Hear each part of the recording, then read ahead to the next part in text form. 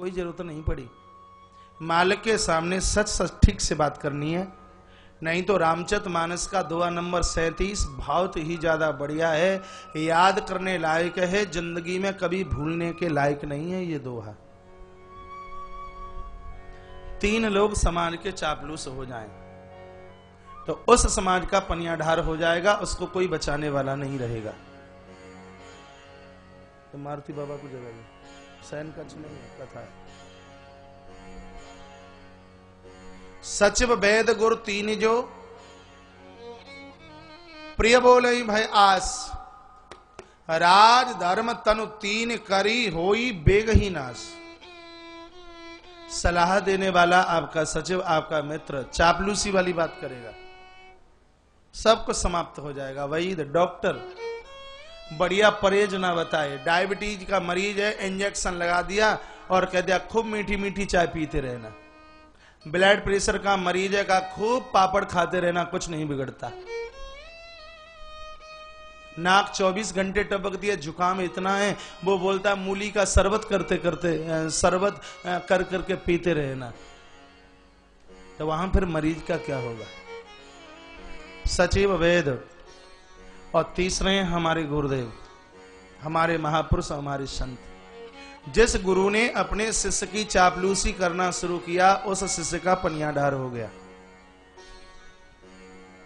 कृपया शिष्यों को सावधान रहना चाहिए इस बात को सुनकर। गुरुजी चापलूसी करे, गुरु जी काय के लिए किसी की चापलूस करेंगे? जो अपनी माता पिता के नहीं हुए, पूरे कुटुंब खानदान को छोड़कर, खेती बाड़ी घर द्वार छोड़ करके चले आए, वो किसी की दौलत के ऊपर इंद्र नहीं बनना चाहते। जो किसी की गुलामी करे, चापलूसी करे, वो संत नहीं हो सकता। संत तो एक दर्पण है। संत क्या है सुने? संत एक दर्पण है। आप दर्पण के सामने खड़े हो जाइए। यदि आप 80 साल के हैं तो दर्पण यही कहेगा कि तुम 80 साल के हो, वो ये नहीं कह सकता कि तुम 20 साल के हो। यदि तुम 20 वर्ष के हो तो दर्पण ये नहीं कहेगा कि तुम 80 साल के हो। आप जो हो दर्पण वही बताता है। संत भी दर्पण की तरह है। आप जो हैं संत महापुरुष, बिल्कुल उसी नाम की स्टैंप पता लगाते हैं। गलती करने से संत लोग अपने शिष्यों को बचाने का कार्य करता है। जहां संत ने गुलामी करना शुरू कर दिया, जहां संत ने मक्खन लगाना शुरू कर दिया, समझ लीजिए कि त्रिलोकी में उस शिष्य को बचाने वाला कोई पैदा नहीं हुआ। इसलिए गुरु लोगों को तो डंके की चोट बात करनी चाहिए। शिष्य रूठे 526 बार। आप उसके वैद्य हो, आप उसके डॉक्टर हो, आप उसके मालिक हो, उसको संभालना ये आपका काम है। गलती करता है डांट लगाइए। जो संतों की डांट का बुरा मानता है वो अपराधी है। संत लोग जिसको बहुत स्नेह प्रेम करते हैं, डांट भी वो उन्हीं को लगाते हैं। तो सचिव वेद गुरु 3 जो प्रिय बोले है आस, राज धर्म तन 3 करी होई वे गई ही नाश। मंदोदरी ने बहुत रावण को समझाया, यहां तक कि महात्मा विभीषण और माल्यवंत भी समझाने के लिए आ गए। और क्या कहा? दोहा नंबर 38 के नीचे देखिए, बड़ी सुंदर चौपाइयां है।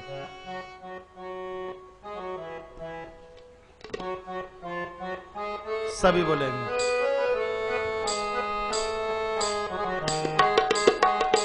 जय जय। हम ब्रह्म नामय अज भगवंता,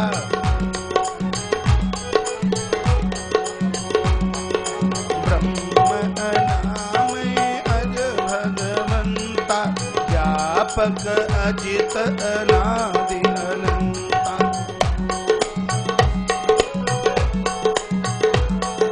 दोहा नंबर 38 नीचे दूसरी चौपाई।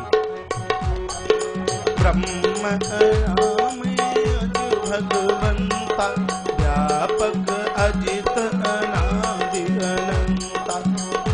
गज धेनु देव हितकारी, कृपा सिंधु मानुष कनुधार। तात राम नहीं नर भूपाला, भुवनेश्वर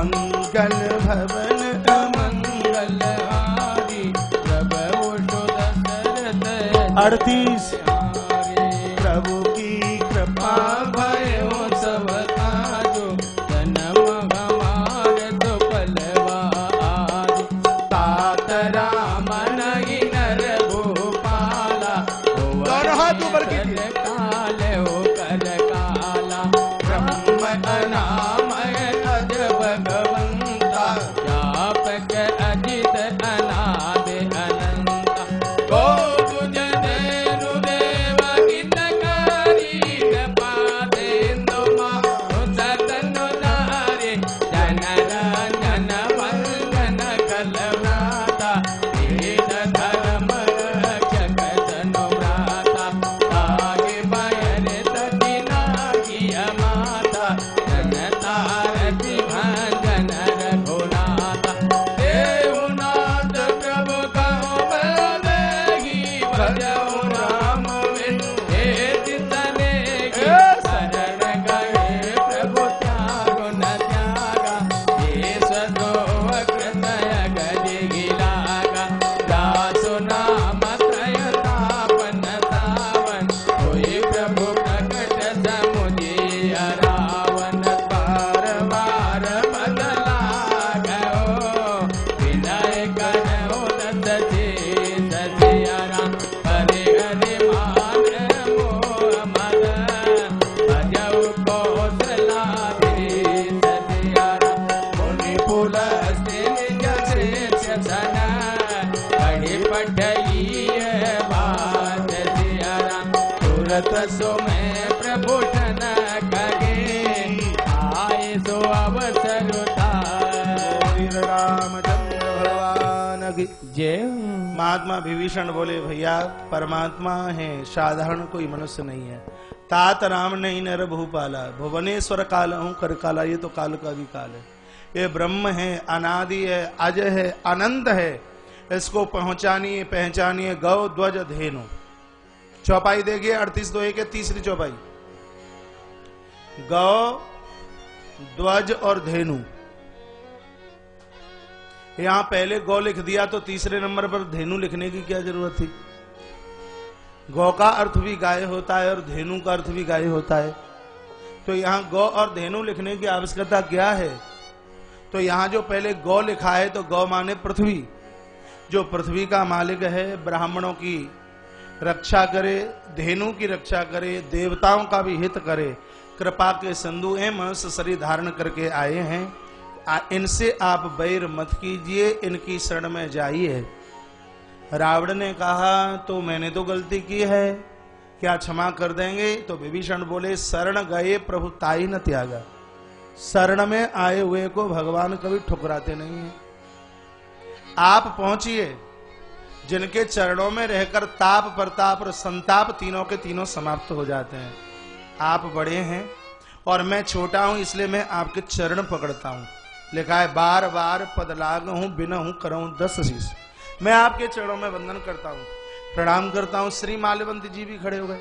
माल्यवंत जी ने कहा विभीषण जी जो बोल रहे हैं वो बिल्कुल सही है, बिल्कुल। पुलस्त महात्मा ने तो बहुत पहले ये बात कही थी, लेकिन समय मिला नहीं और हम आपको कह नहीं पाए, इसलिए आप हमारी बात मान लीजिए।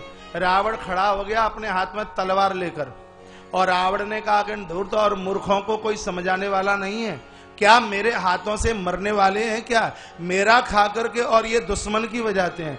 माल्यवंत समझ गया कि इसके आज मुंह पर कुमति बैठी हुई है और अच्छा भी कहेंगे तो इसको बुरा लगेगा, तो माल्यवंत ग्रह गयो बहोरी। माल्यवंत तो स्थान छोड़ करके चले गए। कयो विभीषण पुण्य कर जोरी। तब हाथ जोड़ करके महात्मा विभीषण कुछ बोले हैं, और इतना सुंदर विभीषण बोले, इतना बढ़िया बोले हैं कि दुनिया के लोग ये दोहा नंबर 39 के ऊपर की 3-4 चौपाइयां याद कर लें तो कभी जीव गलती नहीं कर सकता। विभीषण महात्मा है और इस साधु के मुंह से निकली ही बात साधारण नहीं रह सकती, साधारण नहीं हो सकती। क्या कहा कि सुमति कुमति सब के नाथ पुराण निगम से गए। सुमति कुमति सब के नाथ पुराण निगम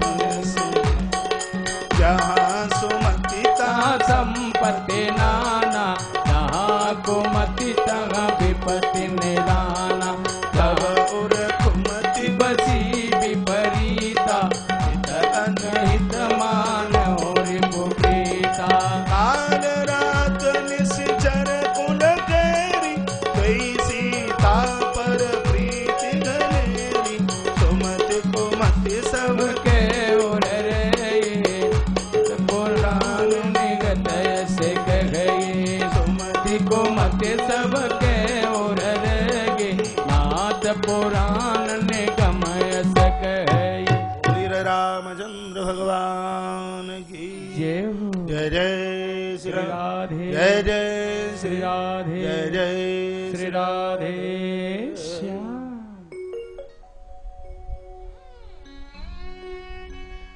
विभीषण कहते हैं भैया ये सुमति और कुमति सबकी जिब्या पर बैठती है। जिनकी जीव पर सुमति बैठी है उनका कभी कुछ बुरा नहीं होता, जिंदगी पर्यंत वो शासन करते हैं। और मुझे आज ऐसा लग रहा है कि तुम्हारी माथे के ऊपर कुमति बैठी है। अपने आप को पहचानिए और ये सोचिए कि तुम विरोध किसका कर रहे हो। एक बात मैं पूछना चाहता हूं,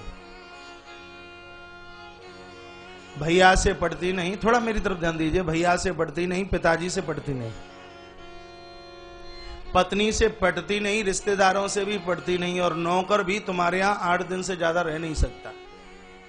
नौकर आता है और 8 दिन के बाद चला जाता है, फिर एक नया नौकर आया, वो भी 8 दिन के बाद चला गया। तो ये सब की सब कमियां सामने वाले में हैं कि कुछ कमी हमारे अंदर भी हो सकती है? पूछिए अपने आप को, सब कमियां सामने वाले में ही है? कमी हमारे अंदर भी हो सकती है। नौकर क्यों नहीं रुकता? पिताजी से क्यों नहीं पढ़ती? माँ जी से क्यों नहीं पढ़ती? भैया से क्यों नहीं पढ़ती? किसी और को ही दोष मत दीजिए, जरा अपने आप को भी बदलिए, अपने आप को भी पहचानिए। खोपड़े पर कुमति आकर के बैठ गई है, उसको हटाइए और वहां सुमति को बिठाइए। जहां कुमति होती है वहां घर में झगड़ा होता है, वहां घर में कलह होता है, और जहां सुमति होती है सब प्रेम के साथ रहते हैं। कथा में एक फॉर्मूला मैं आपको दे देता हूं, यदि घर में कभी नुकसान भी हो जाए तो झगड़ा नहीं करना, कलह नहीं करना। किसी घर में कोई घी का भरा हुआ मटका लेके आया, सो उसके पति देव ने वो घड़ा ऊपर की अलमारी में रख दिया। सुबह के समय में वो घर की बहू, माता वो आपके मतलब की बात है, सुबह के समय में वो बहू झाड़ू लगा रही थी, तो उसके कोहनी से 40 लीटर का भरा हुआ मिट्टी का घड़ा नीचे गिरा और वो टूट गया, वो फूट गया। अब बैठी बैठी बहू रो रही है कि सासू पिटाई करेगी, ससुर साहब चिल्लाएंगे और पति तो छोड़ेगा ही नहीं।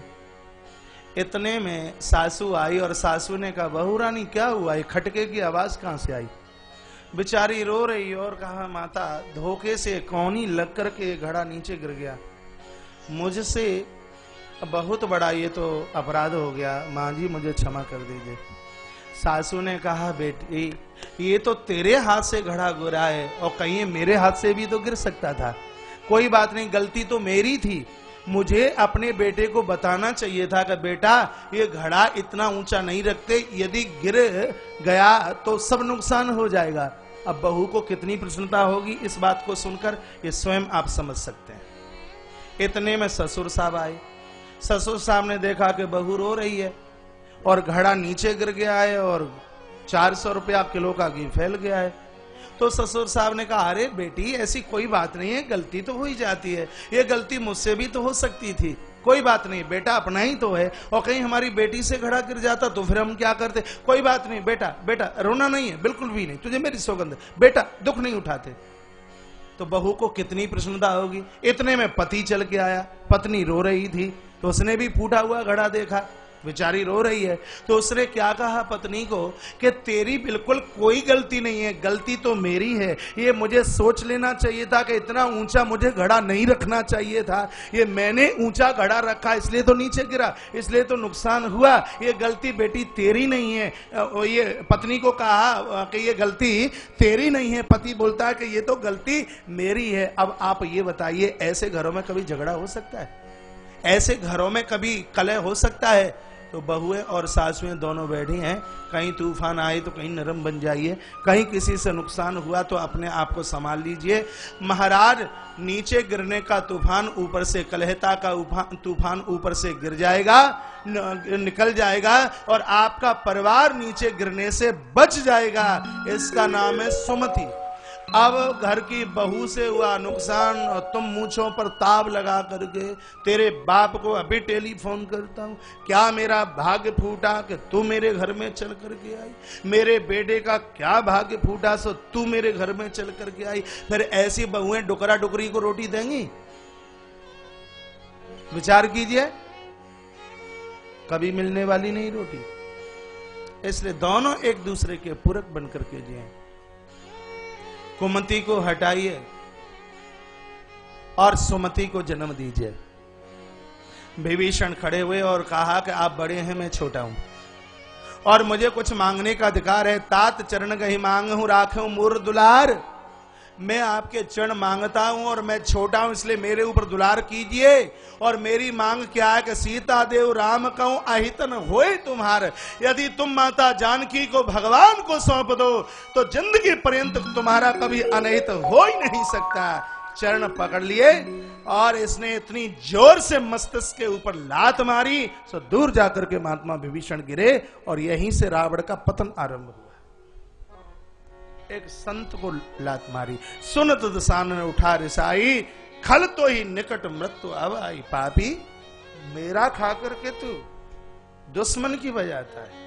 महात्मा विभीषण जैसे संत को कितने अन्याय भरे शब्द कहे गए हैं। भगवान शंकर जगदम्बा को एक कथा सुना रहे थे और क्या कहते हैं कि उमा संत कहे ही बड़ाई, मंद करते जो करे भलाई। उमा संत कही बड़ाई, मंद करते जो करे भलाई। अस कही दीन से चरण प्रहारा, अस कही दीन से चरण प्रहारा। अनुज कहे पद बारही बारा, उमा संत कही गई बड़ाई, मंद करते जो करे भलाई। उमा संत की गई बड़ाई, मंद करते जो करे भलाई। जगदम्बा यही संत महापुरुषों की मानता है, अपमान सहन करके भी आशीर्वाद देते हैं।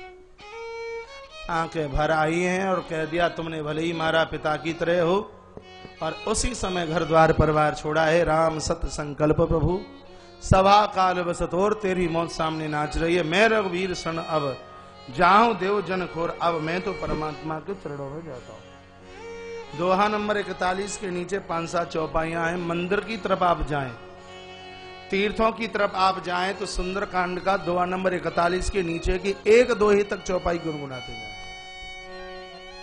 पूरा का पूरा ये स्तुति प्रकरण है। राम जी के चरणों में विभीषण जा रहे हैं तो ये चौपाई बोल रहे हैं। भगवान के मंदिर में आप जाते हैं तो भी तो परमात्मा के चरणों में ही तो जाते हो। पूरा का पूरा स्तुति प्रकरण है। क्या स्तुति प्रकरण है कि देखूं जाय चरण जल जाता, अरुण मृद सेवक सुखदाता। जे पद परस तरी ऋषनारी, दंडक पाव कानन पावनकारी। जे पद जनक सुधा उर्लाए, कबड़ कुरंग संग धर धाये।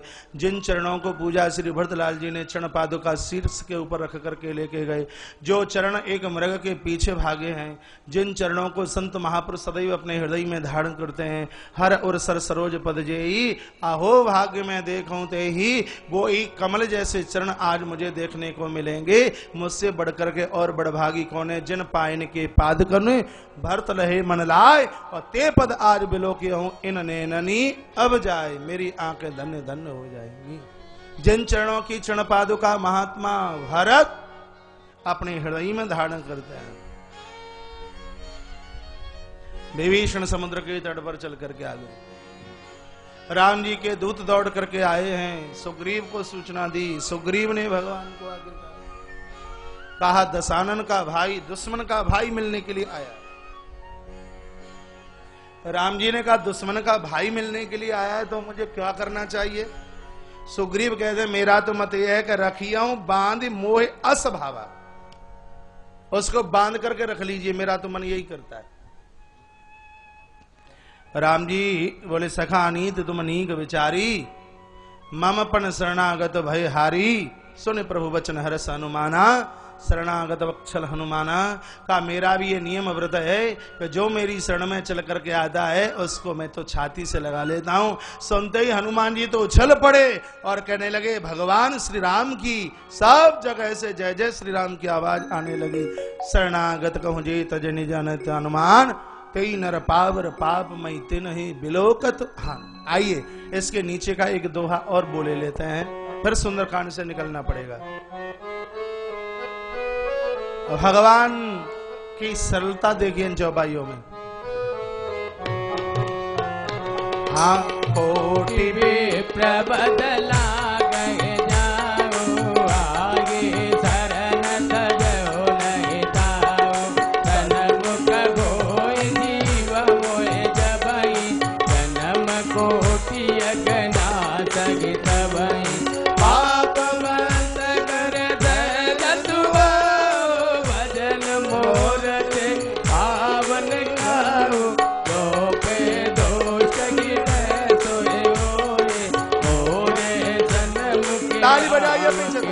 आज आपने ताली रमल मन जन तो मोहे पावा, होए कपट चल चेतन भावा, तेनले न पटवा दस सीता, तब गुण कछो बल आन कपीसा, जगम मुस्कान साचर जेते, लक्ष्मण अनगुनि विषम होते, जो सबीता आवा शरणाई, तकिया होताई प्राण की नाई, ओ वह भांति दे आन, हसे गग कपान के सदियारा, जय कपाल कग कपे चले, अंगद अनुष में सदियारा, निर्मल मन मन सोई पावा, मोय कपट जल चेतन भावा,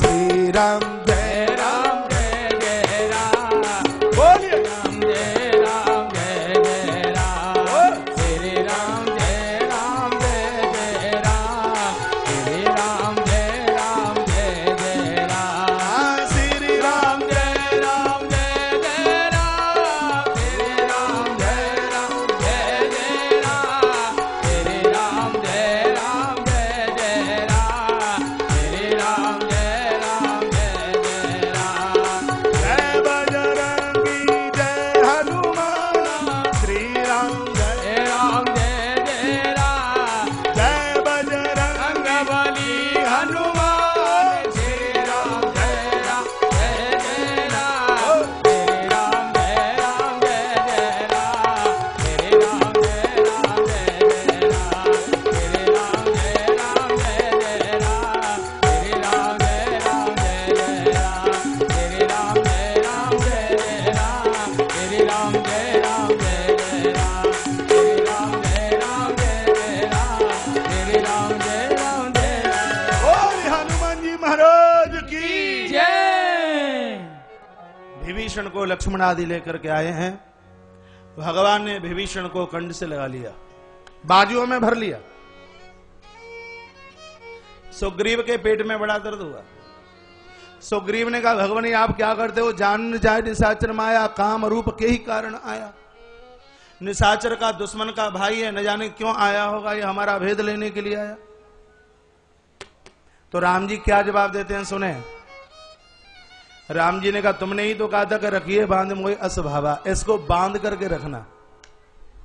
तो मैं इस विभीषण को बांधने के लिए अयोध्या से कोई रस्सी और सांकल तो लेकर के आया नहीं, क्योंकि जो रस्सी और सांकल में बंधा हुआ है वो तो छूट भी सकता है, जो मेरी बाजुओं में बंधा हुआ है वो कभी मुझसे अलग नहीं हो सकता, वो कभी बंधन से छूट नहीं सकता। ये मेरी प्रेम की बाजुएं ही भक्तों को बांधने की रस्सी है। मैं अपने भक्तों को इन बाजुओं के बीच में बांधता हूं। और तुमने कहा वेद लेने के लिए आया है, तो इन निशाचरों के लिए तो जगम सखा निशाचर जेते लक्ष्मण हनौ निमिष महिते थे। यदि विभीषण का आना तुम्हें ठीक सा नहीं लग रहा और तुमको दिक्कत हो रही है और तुम्हें निशाचरों से भय है, तो सुग्रीव जी सुनिए, तुम्हारी जितनी फौज है अपनी फौज को ले जाइए, ले जाइए, हमें तुम्हारी फौज की कोई आवश्यकता नहीं है। इन निशाचरों के लिए तो मेरा लक्ष्मण ही अकेला ही काफी है, और लक्ष्मण का एक बाण पूरी दुनिया के निशाचरों को समाप्त कर दे। मेरे जीवन की प्रतिज्ञा है, आन बान और शान है, जो सभी आवाज शरणाई रखी हो ताय प्राण की नाही। जो मेरे शरण में चल करके आता है वो तो मुझे मेरे प्राणों से भी ज्यादा प्रिय है। भगवान ने अपनी नियमावली सुग्रीव को सुना दी। सुग्रीव जी का मस्तक नीचे हो गया, कुछ बोल नहीं पाए। जय जय श्री राम, जय जय कार्य की आवाज लगाते हुए अब बंदर भालू उछलने लगे। भगवान ने विभीषण को पूछा, बहुत संक्षेप करना पड़ रहा है, और कैसे हो लंकेश? बोलिए, और कैसे हो? सुग्रीव ने कहा, अभी रावण मरा नहीं और इसको लंकेश भी बना दिया, और बाई चांस ना मरा रावण तो? राम जी ने कहा, सुग्रीव तो तुम्हें दर्द क्यों हो रहा है? रावण नहीं मरा, लंका नहीं तो अयोध्या सही। हम विभीषण को लेकर के जाएंगे अयोध्या। भरत मेरा भाई है, मेरी बात मानेगा। विभीषण को अयोध्या की गद्दी पर बिठाकर हम चारों भाई इसके चरणों में बैठ करके सेवा करेंगे। लंका नहीं तो अयोध्या सही, हम विभीषण को अयोध्या का राजा बना देंगे। मेरे भगवान की महाराज इतनी बड़ी महानता। विभीषण गदगद हो गए, खुश हो गए। परमात्मा के स्वभाव का वर्णन किया, अपनी भी होनी अनहोनी सब बताई। जल मंगाया है सागर का और मस्तिष्क के ऊपर महाराज टीका कर दिया, कह दिया कि जाइए लंका के मालिक अब तुम होगे। गोस्वामी तुलसीदास जी महाराज ने मानस के दोहा नंबर 49 में बड़ा सुंदर दोहा लिखा। क्या लिखा है? जो संपत्ति से रावण ही दीन दिए 10 माथ, सोई संपदा विभीषण ही सकुच दीन रघुनाथ। जो संपत्ति से बराबर नहीं, दीन दी। कुछ दूत चल करके आए दशकंठ रावण के। लखनलाल ने एक चिट्ठी लिख करके उनको दी है, और सागर के तट पर प्रभु का पूरा परिकर बैठा है। विभीषण को राम जी पूछते हैं क्या करें? क्या प्रभु तुम्हार जल निधि, प्रभु तुम्हार कुल गुरु जलधि, ये तुम्हारा कुल गुरु है, कहीं उपाय विचार। आप हाथ जोड़कर वंदन प्रार्थना कीजिए, ये रास्ता दे देगा। सो हाथ जोड़ करके भगवान को 3 दिन हो गए, लेकिन समुद्र ने जब रास्ता ना दिया तो भगवान को क्रोध आया। कहा लखन मार डालूंगा इसको। कहा तुम नहीं, मैं। आज मुझे तुम्हारी भाषा बढ़िया लगी है। लखनलाल तो बिल्कुल गरम दल के हैं। लखनलाल ने कहा आपको तो हथियार उठाने की, बाण उठाने की जरूरत ही नहीं, मुझे अनुमति आज्ञा दीजिए। भगवान कादर मन को एक अधारा दैव देव आलसी पुकारा, ये तो आवाज कायरों की होती है, हो जाएगा हो जाएगा हो जाएगा, ये शोषण करने के लायक है, इसको मैं सुखा दूं, आप मुझे अनुमति आज्ञा दीजिए। और महाराज तब तो समुद्र सामने से प्रकट हो गया। हाथ जोड़कर भगवान की अनुने भगवान की विनय करने लगा। कहा भगवान हमारी तो कोई गलती नहीं है, आप हमें माफ कीजिए, आप हमें क्षमा कीजिए। सकल ताड़ना के अधिकारी कुछ लोगों के नाम बताए। कहा जब तक ये पिटते नहीं, जब तक ये ठोकते नहीं, तब तक ये सुधरते नहीं। ये चौपाई आपने भी पढ़ी होगी और माताएं तो शिकायत करती भी है। कहा क्यों सुंदर कांड पढ़े? गोस्वामी तुलसीदास जी ने तो ये कह दिया कि ढोल गवार, आगे क्या है? जोर से बोलिए। अच्छा मैं कनिष्ठ बोलता हूं। पशु और क्या? नारी। कितने हो गए? 6 हो गए।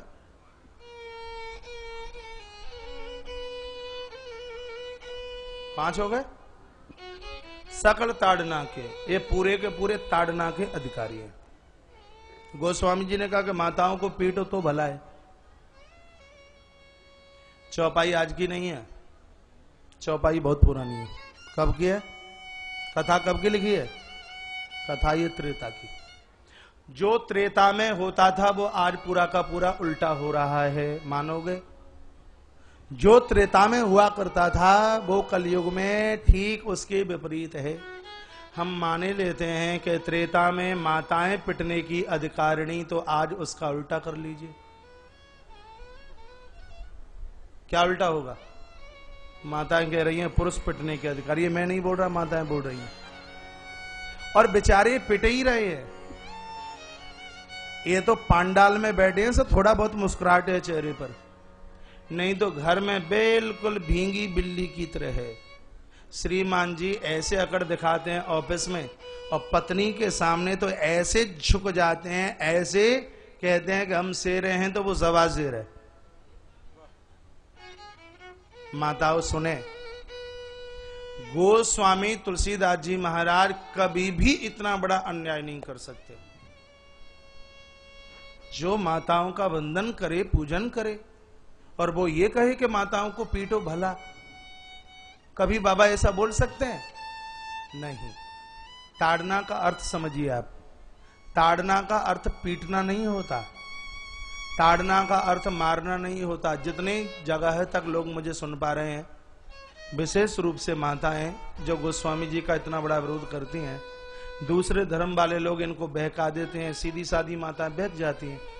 एक कोई कहता है कि वो राम जिसकी तुम पूजा करते हो, जिसने देखिए सबसे पहले ताड़का को मार डाला, वो कृष्ण जिसने सबसे पहले पूतना को मार डाला, ये तो सब स्त्री के द्रोही रहे हैं। और तुलसी बाबा ने भी कह दिया कि माताओं को पीटो भला, इसी में ही है। माताओं ऐसा बिल्कुल भी नहीं है।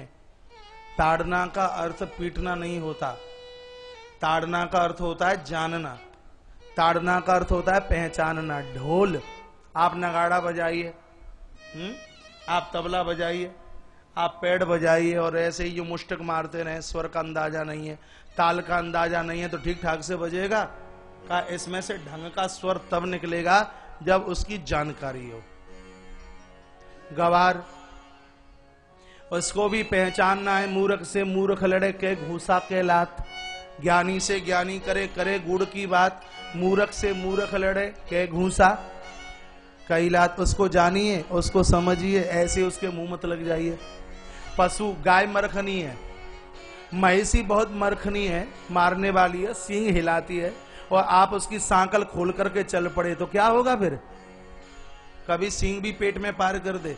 तो पशुओं को भी जानने पहचानने की जरूरत है। अब नंबर आया माताओं का। इसका मायना क्या है? गोस्वामी तुलसीदास जी कहना चाहते हैं कि कहीं कुदृष्टि से किसी माता के तरफ अपने पाम मत रख देना। यदि वो कहीं मीरा निकल गई, कहीं सती सावित्री निकल गई, और कहीं वो निकल गई माता अनसुईया, तो अपने प्रभाव के द्वारा तुम्हें जला करके खा कर देगी। इसलिए माताओं को पहचानने की, जानने की आवश्यकता है। गोस्वामी जी ने पीटने की बात बिल्कुल नहीं कही। सकल सुमंगलदायी कर गुणायक गुणगान, सादर सुनहिते तरई भव सिंधु बिना जल जान। समुद्र ने कह दिया कि आपके मध्य में नल और नील, संतों का विशाप समझ लो चाहे वरदान। इनके हाथ का छोड़ा हुआ पत्थर डूबता नहीं, तैरता है। इनके हाथों से यदि सेतु का सर्जन किया जाए तो आपको रास्ता मिलेगा।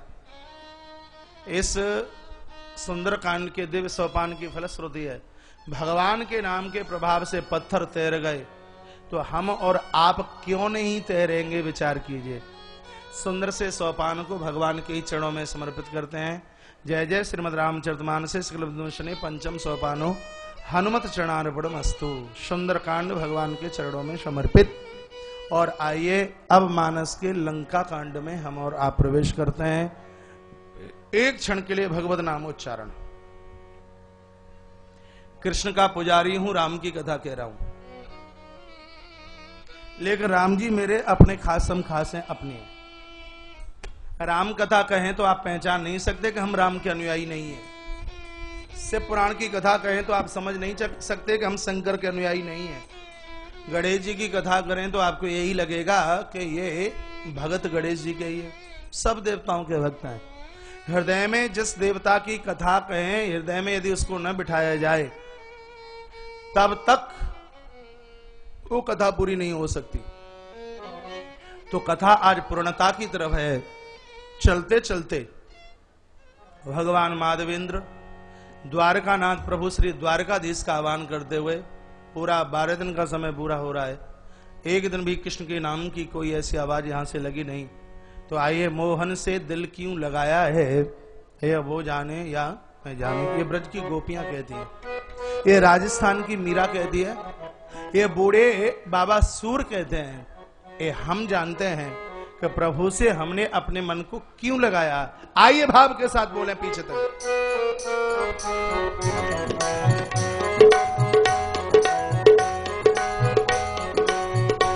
मोहन से दिल क्यों लगाया है, ये मैं जानूं या वो जाने। मोहन से दिल क्यों सिर्फ 1 मिनट का भजन है, सब पीछे तक हाथ। मैं जानूं या वो जाने। छलिया से दिल क्यों लगाया है, ये मैं जानूं या वो जाने। छलिया से दिल क्यों लगाया है, ये मैं जानूं या वो जाने। ये मैं जानूं या वो जाने, ये मैं जानूं या वो जाने। ये मैं जानूं या वो जाने, ये मैं जानूं या वो जाने। मोहन से छलिया से, मोहन से दिल को लगाया है, ये मैं जानूं हर या वो जाने। मोहन से दिल को लगाया है, ये मैं जानूं या वो जाने। ताली बजाते रहिए।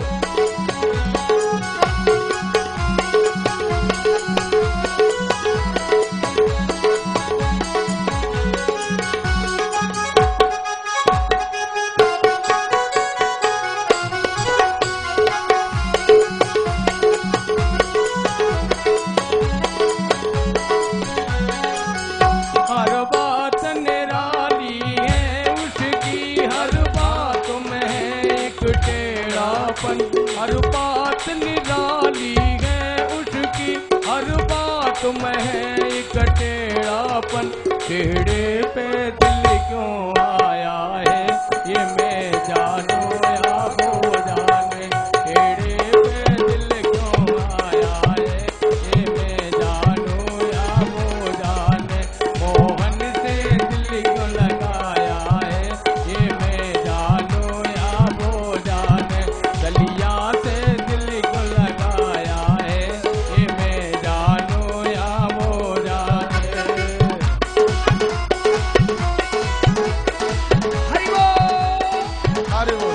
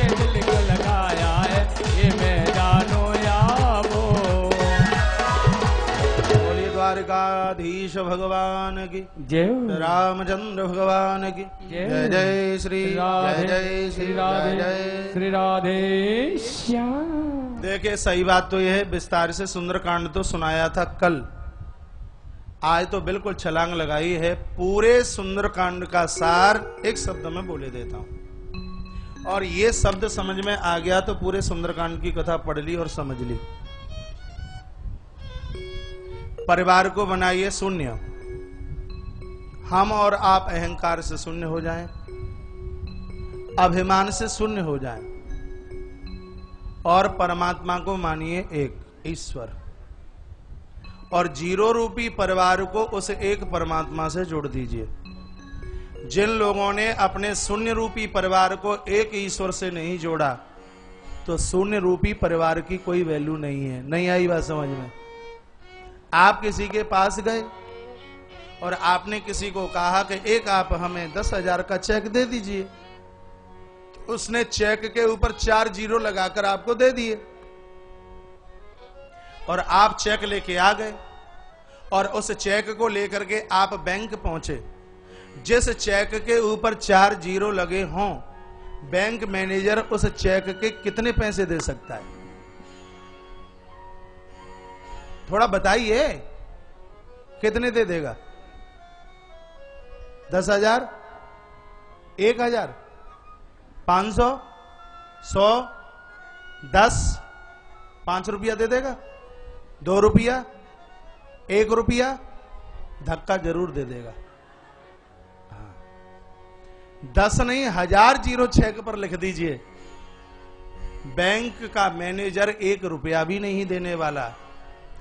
और यदि 1 जीरो के आगे अंक 1 का बना है, तो हर जीरो अपने आप में 10 गुना है। जीरो के ऊपर यदि अंक 1 लिखा है, तो हर जीरो, 1 के नीचे जीरो 1 कितना हुआ? बोलिए 10, zero 2 100, zero 3 1000, 4 zero 5 zero 1,00,000, 6 zero, इससे ज्यादा हमसे आता नहीं है, आप गिनती करते रहना। जैसे 1 जीरो के आगे 1 लिखा हुआ है, तो हर जीरो अपने आप में 10 गुना है। उसी प्रकार से आपने जीरो रूपी परिवार को एक परमात्मा से जोड़ करके रखा है, तो हर क्षण और हर पल में आप 10 गुने हो अपने आप में।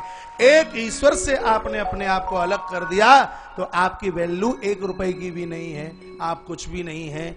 हम और आप अपने आप को परमात्मा से जोड़ करके रखें, ये ही सुंदरकांड की कथा का सार है। सबकी ममता ताग बटोरी, पूरे परिवार को इकट्ठा कीजिए, एक रस्सी बनाइए और ठाकुर जी के चरणों में जोड़ दीजिए। ये सुंदरकांड की फलश्रुति है।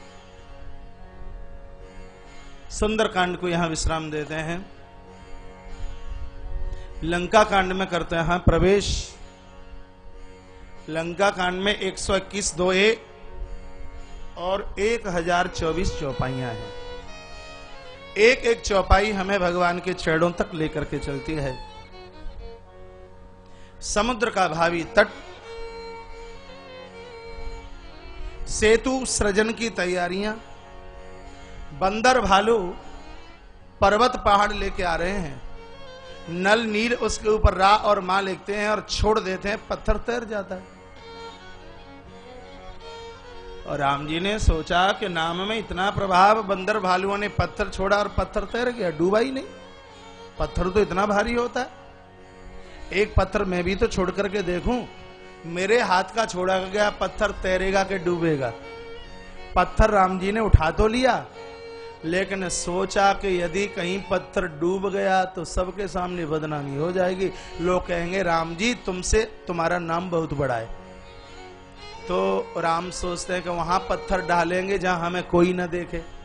सो इतना सा पत्थर का भाड़ा लिया राम जी ने, सो दूर चले समुद्र के तट। हनुमान जी ने सोचा कि रोज जाते तो कह के जाते, और आज अकेले अकेले ही जा रहे हैं, किसी को संग में भी नहीं लिया। आगे राम और पीछे हनुमान। सो एक समुद्र के तट पर राम जी बैठे और वो पत्थर लिया। पहले इधर देखा कोई है तो नहीं, इधर भी देख लिया कोई है तो नहीं, पीछे तो देखा ही नहीं। पत्थर लिया और पत्थर दिया छोड़, पत्थर गया डूब और राम जी देखने लगे कोई है तो नहीं। सो पीछे से हनुमान जी ने ताली बजा दी, कहा हमने देखा तुम्हें, तुम्हारी पोल हम खोलेंगे, हमने देखा तुम्हें। राम जी ने हनुमान को गले लगा लिया, कहा हनुमान हमारी सौगंध किसी को बोलना मत कि हमारे हाथ का छोड़ा गया पत्थर डूबा है। तब हनुमान रो पड़े, भगवान के चरण पकड़ लिए और कहा प्रभु आप कैसी बात करते हो, संसार में तो वो ही उबर सकता है जिसको आपने पकड़ लिया हो, और जिसको आपने छोड़ दिया हो वो भव सागर में डूबेगा नहीं तो और क्या होगा, उसको तो डूबना पड़ेगा। भगवान जिसको आपने छोड़ दिया हो। 5 दिन में ये सेतु, ये पुल 5 दिन में बनके तैयार हुआ। 100 योजन का जो सेतु है, पुल है, ये 5 दिन में बनके पूरा हुआ है। पहले दिन बनाया गया 14 योजन, लिख आप लें, गिनती आप कर लेना। पहले दिन में 14 योजन, दूसरे दिन में 20 योजन, तीसरे दिन में 21, चौथे दिन में 22 और 5वें दिन में 23। जोड़ के देखना, 14 plus 21, 14 plus 20 plus 21 plus 22 plus 23 बराबर पूरे 100 योजन का सागर 5 दिन में बन करके तैयार हुआ। सब बंदर भालुओं ने अपना काम किया। एक गलहरी भी इसमें अपना काम कर रही है। गलहरी ने भी अपना काम किया। वो जल में अपने आप को डुबोती है और बालू में अपने आप को लोट पीट करती है और सेतु के ऊपर अपने आप को झड़झड़ा देती है। राम जी देख करके मुस्कुराए कि हनुमान इस गलहरी को बोलना कि राम जी ने तुझे याद किया है। हनुमान गलहरी के पास पहुंचे और कहा कि तुम्हें राम जी ने याद किया है। सो गिलहरी बोली कि उस राम को कह देना कि परमात्मा को सागर पार करके लंका जाना है और समय कम है और सेतु इतना बड़ा है और हमें मिट्टी डालने में अभी समय लगेगा, इसलिए व्यवधान मत कीजिए, हम परमात्मा का काम कर रहे हैं, हमें अपना काम कर लेने दीजिए। हनुमान ने कहा अरे राम राम, योगी लोग जिस ईश्वर का दर्शन करने के लिए तड़पते हैं और ईश्वर के बुलाने से नहीं जाती। हनुमान आए और कहा भगवान वो तो बोलती है हमें अपना काम करने दीजिए। राम जी ने कहा ऐसे नहीं आएगी, उसको पकड़ कर लेकर के आइए। सो हनुमान जी ने पकड़ लिया, चीची चीची चीची चीची चीची करती हुई राम जी के पास आई। राम जी ने छाती से लगाया, कहा बेटी क्या कर रहे हो? अरे हमें व्यवधान मत करो, हमें मिट्टी डालनी है, बालू डालनी है। कहा तू तो इतनी छोटी सी है, तेरी तनक मिट्टी से वो क्या जाएगा? कहा जो पुरुषार्थी होते हैं वो ये नहीं सोचते। ये गिलहरी ने कहा। भगवान इतने खुश हो गए, इसके ऊपर भगवान ने हाथ घुमाया। गिलहरी के ऊपर राम जी की 3 आशीर्वाद कृपा की रेखा आज भी हैं और प्रभु ने इसको छोड़ दिया। फिर इसने अपने आप को जल में डुबाया और उसके बाद लोट पीट इसने बालू में की। 100 योजन के समुद्र के बीच जाके खड़ी हो गई। जैसे इसने अपने आप को झड़झड़ाया तो पूरा का पूरा सेतु, महाराज पूरा का पूरा सेतु मिट्टी के मारे भर गया। पुरुषार्थियों की कभी पराजय नहीं होती, काम करते रहिए। सेतु बन करके तैयार हुआ, पुल बन के तैयार हुआ। जाने से पूर्व मेरे राम ने भगवान शंकर को स्थापित किया है, भगवान रामेश्वर की स्थापना की। आइए, अब शरीर से तो नहीं पहुंच सकते, गोस्वामी जी की एक चौपाई के साथ हम भगवान रामेश्वर नाथ के दरबार में बस धोख लगा करके बिल्कुल सीधे आते हैं, जाएंगे, प्रणाम करेंगे और वापस आ जाएंगे। आप सब मेरे साथ चलना।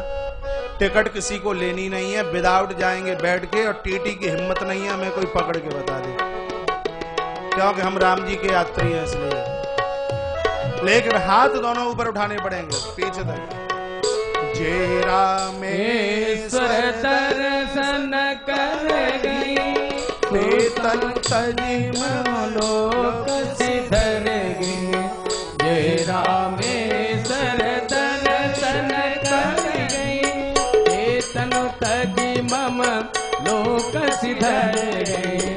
जो गंगा जल आनी चढ़ाए, तो सायोज मोक्ति नर पावे। जो गंगा जल गान चढ़ाए, तो सायोज मोक्ति नर पाए। नमः शिवाय, ओम नमः शिवाय, हर हर भोले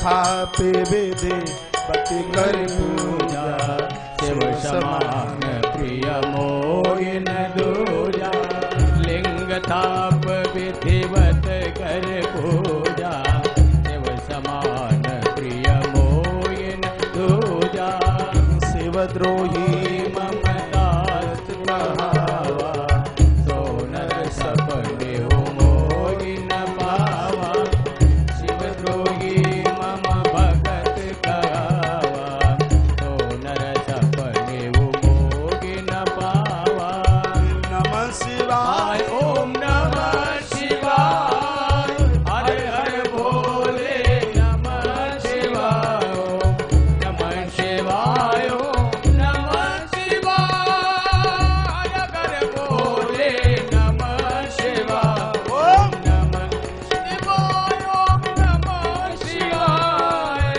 हर हर भोले नमः शिवाय नमः शिवाय ओम नमः शिवाय हर हर भोले नमः शिवाय नमः शिवाय ओम नमः शिवाय हर हर भोले नमः शिवाय बोले रामेश्वरनाथ भगवान की जय जे रामेश्वर दर्शन करही ते तनु तज मम लोक सिद्ध रही। स्वयं प्रभु ने कहा कि जो भगवान रामेश्वर प्रभु का दर्शन करे सीधा वो मेरे लोक को जाए। मानवीय जीवन आपको मिला है तो भगवान रामेश्वर नाथ प्रभु का दर्शन जरूर करके आना। 4 धाम में से एक यात्रा है भगवान प्रभु रामेश्वर। बालू के शिवलिंग बनाए, जैसे ही जल चढ़ाया शिव महापुराण में कथा आती है, पिंडी फाड़ कर भगवान शंकर प्रकट हो गए। बोलिए रामेश्वर नाथ भगवान की। प्रभु राम जी ने चरणों में प्रणाम किया। शंकर जी ने कहा हमारा नाम रखिए। प्रभु राम जी ने कहा कि आप राम के ईश्वर हैं। राम यस्य ईश्वरः, जो राम का ईश्वर है वो रामेश्वर, इसलिए लोग तुम्हें रामेश्वर कहेंगे। भोलेनाथ ने कहा नहीं, तो यस्य रामः ईश्वरः, राम ही जिसका ईश्वर है इसलिए लोग मुझे रामेश्वर के नाम से जानेंगे। वरदान मांगिए। राम जी को कहा हम तुम्हारे चेले के ऊपर चढ़ाई चढ़ाने के लिए जा रहे हैं। आप अपने शिष्यों के चेलों की तरफ से युद्ध करने के लिए जल्दी तैयार हो जाते हो। जब तक हम अपना काम ना कर लें बाबा यहीं बैठे रहना। भगवान शंकर मुस्कुराए का जगत के कल्याण के लिए अब हमेशा हम इसी स्थान पर बैठे रहेंगे। प्रभु राम गदगद हो गए।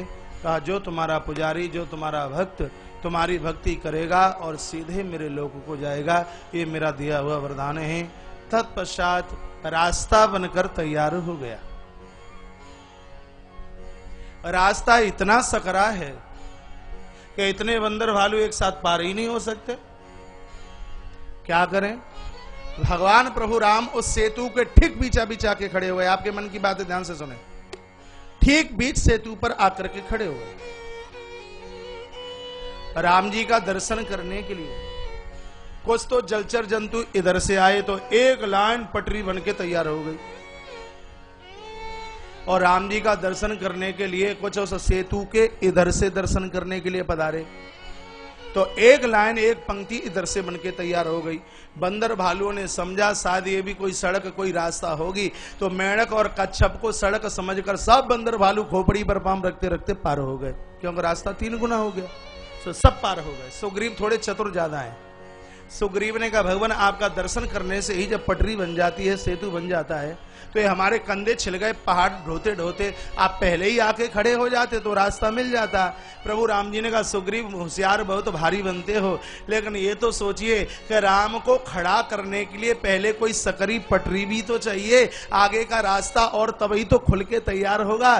प्रभु ने कहा कि पुरुषार्थ की पटरी जो बना करके तैयार करते हैं उनके आगे के रास्ते में पूरे के पूरे खोल दिया करता हूं। आप पुरुषार्थी बनिए। प्रभु राम का यहाँ वाक्य है कि आरंभ तुम करो और उसको पूरा मैं कर दूंगा। जिसने आरंभ ही नहीं किया उसका पूरा क्या होगा? इस वाक्य को हमने अपने जीवन में उतार के रख लिया। राम जी ने कहा कि शुरू करो, पूरा मैं करूं। प्रारंभ तो मुझे और आपको ही करना पड़ेगा। परमात्मा का भरोसा और मेहनत आपकी, कृपा उनकी, कार्य में फतेह मिलेगी, कार्य है वो महाराज पूरा होगा। तत्पश्चात लंका की सीमा में पहुंचे, रात्रि निकली, प्रातः हुआ। प्रभु राम ने अंगद को कहा, भाई अंगद, रावण के पास जाइए और ऐसा कुछ कीजिए कि दुश्मन का भी बुरा ना हो और हमारा काम बन जाए। ऐसा राजा, ऐसा भगवान दुनिया में एक ही है जो दुश्मन का भी भला चाहता हो। राम जी क्या कहते हैं, अंगद हमारा बन जाए काम और दुश्मन का भी ना हो बुरा। शायद उसकी समझ में आ जाए तो एक बार उसको समझा करके आइए। सुनिए, लगता है कि आज तो गर्मी ने अपने पूरे रिकॉर्ड कायम कर लिए। अब आप तो लक्ष्य की तरफ पहुंच ही गए हैं, अब है क्या, आधा पौन घंटा है बस। आपने तो अपना लक्ष्य छू ही लिया है। आपने भी एक सेतु सृजन का, सेतु निर्माण का ही काम कर डाला है। इतनी भारी गर्मी में लोग मुझे पूछते हैं, महाराज पांडाल में पब्लिक कितनी है? अब कितनी बताऊं इन्हें? हाँ? आपकी महानता, आपकी विशेषता और आपकी समर्पणता के लिए इस व्यासपीठ के पास में कोई वाक्य नहीं है, कोई शब्द नहीं है। पीछे वाले मुझे नजर नहीं आ रहे महाराज, बस ये लग रहा है कि कोई बैठे हैं, कोई खड़े हैं, इनके चेहरे समझ में नहीं आ रहे। एक बार व्यासपीठ पर जितने भी लोग बैठे हैं, इन श्रोताओं के लिए घनघोर तालियां, मेरा मन कर रहा है। आप किसके लिए बजा रहे हो? बोली बांके बिहारी लाल की जय हो, शंकर भगवान की जय हो, जय जय श्री श्री राधे श्री राधे, जय जय श्री राधे श्याम। प्रातः का समय, अंगद चले रावण के भवन की तरफ। निशाचरियां चबूतरे पर बैठी, जैसे सुबह सुबह आप घूमने जाते हैं, टूथपेस्ट करते हैं, तो वो निशाचरियां सुबह सुबह आंखें मीड़ती मीड़ती घर से बाहर निकली, तो इनको बंदर नजर आया श्री अंगद जी, और इनको लगा के वही आ गया जो लंका जला के गया। तो अपने आप अंगद रास्ता पूछते भी नहीं, और ये निशाचरियां अपने आप रास्ता बता रही हैं कि इस गली का अंतिम छोर वही रावण का किला है। अंगद ने कहा, बाहर बाहर, हमें रास्ता पूछने की जरूरत भी नहीं पड़ रही, और ये रास्ता अपने आप बताने के लिए जा रहे हैं। तब एक ने कहा कि एक आया तो वो तो लंका को जला करके चला गया, और ये दूसरा आया तो न जाने ये कौन सा प्रसाद दे के जाएगा। अंगद ने कहा, अच्छा वो लंका जला के चला गया, हम सब में सबसे तो छोटा वो ही, और यदि वो ही लंका जला करके चला गया तो फिर लंका के लोगों का क्या होगा? ऐसा छोटा सा बंदर लंका जला के चला गया। और अंगद ऐसा कहते कहते रावण के किले पर पहुंच गए। दरबार में अंगद जाकर के खड़े हुए। दरवाजे पर कोई आए उसका मान होना चाहिए, शिष्टता बोलती है, उसका सम्मान होना चाहिए। लेकिन अपराधी रावण ने एक भी बार अंगद को ये नहीं कहा आसन लगा करके कि इसके ऊपर बैठ जाइए। तो अंगद ने कहा कि तू हमें आसन नहीं डालेगा तो तू ये समझता है कि हमारे पास आसन नहीं है। सो लंबी पूंछ की अंगद ने, और जैसे माताएं जलेबी बनाती है, तो ये अपनी पूंछ को श्रीमान जी घुमाते गए और घुमाते गए ऐसा आसन बनाया, और उसके ऊपर श्री अंगद जी अपनी पूंछ को गुड़ू मुड़ू करके और उसके ऊपर जाकर के बैठ गए। अब ऊपर अंगद और नीचे तलवे में रावण। रावण ने कहा, कहु दसकंठ कवण ते बंदर। रावण ने कहा, हे बंदर। तो अंगद ने जवाब क्या दिया, मैं रघुवीर दूत दशकंदर। उसने कहा, हे बंदर। तो अंगद ने कहा, बोल दशकंदर। अब जो जैसे बोलेगा वो वैसे ही तो बुलवाएगा, क्रिया की प्रतिक्रिया वही तो होगी। कभी आप कुएं में झांके हैं, कुएं में झांक करके कहिए तू राम, अंदर से क्या आवाज आएगी?